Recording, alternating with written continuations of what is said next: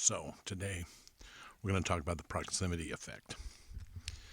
Now, the proximity effect is a phenomena that happens when you place the mic too close to the subject.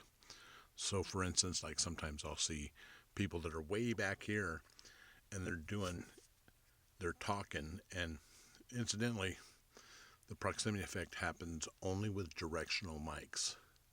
So if it's omnidirectional, proximity effect doesn't happen, only with directional mics. So they put it too close and it picks up the direct. Okay, forget about that. Well, no, don't forget about it, but I'm going to change. Okay, so the proximity effect happens when you're back here and it doesn't sound as full, as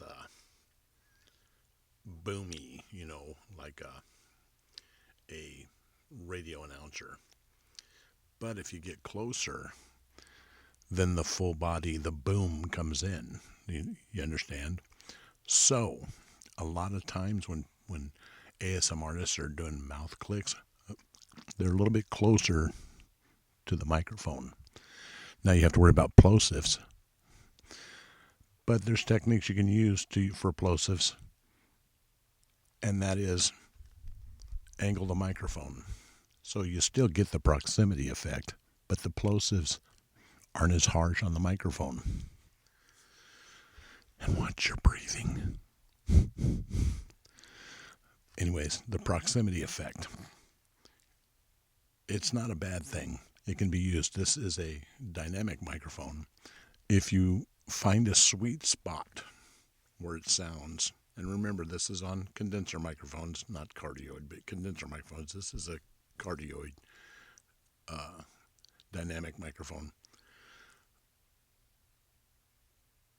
But you can use the proximity effect. So like up here, even though I'm talking very quietly, I've got a lot of bass in my voice. But if you find that sweet spot where you're out here, you sound the way you want to. So you could be like big juicy double double. Hang on. Big juicy double double. Hand cut fries, ice cold shake. Now hear how that muddles up a little bit? But if I step back here and I say big juicy double double, hand cut fries, ice cold shake for the in and out near you. See? It makes a big difference if you just use technique. The next technique I'm going to go through is going to be binaural, because binaural is just not using two different microphones. All right, we're going to talk about binaural. Now, binaural is, a lot of us have a right microphone and a left microphone. You see these 3 DOs with the 2 ears.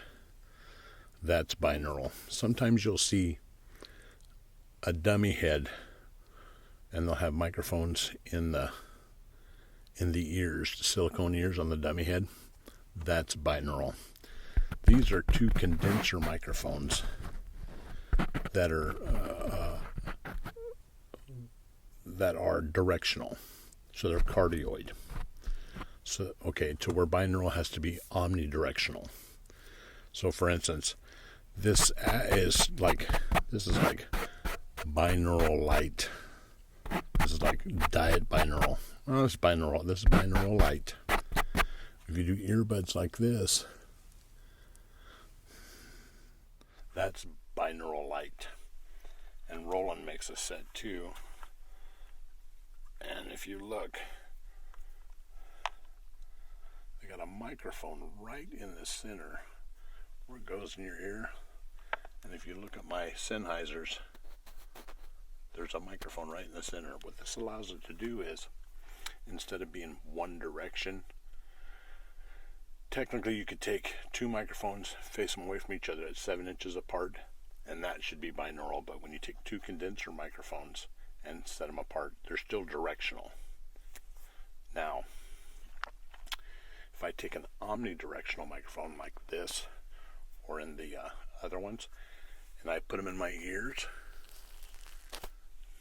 Now, I hear everything out. What happens is, my big head is right here. So when you're over here talking, and I'm hearing you through this here gets a little bit later and a little bit quieter.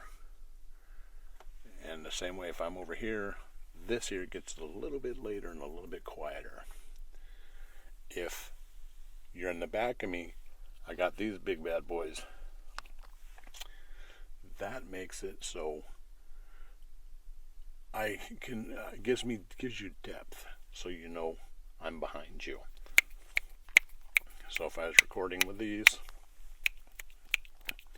because of my big head and my big earlobes, allows me to find depth. A couple condenser microphones doesn't work that well, even though this is binaural light. These are diet binaural. If you see with the 3DOs and the dummy head with the omnidirectionals in them, that's binaural. So that's how I've always been taught it. That's how I look at it. I'm sure somebody's got a better explanation for it, but for a ASMR video, I think this is good enough. See you next time.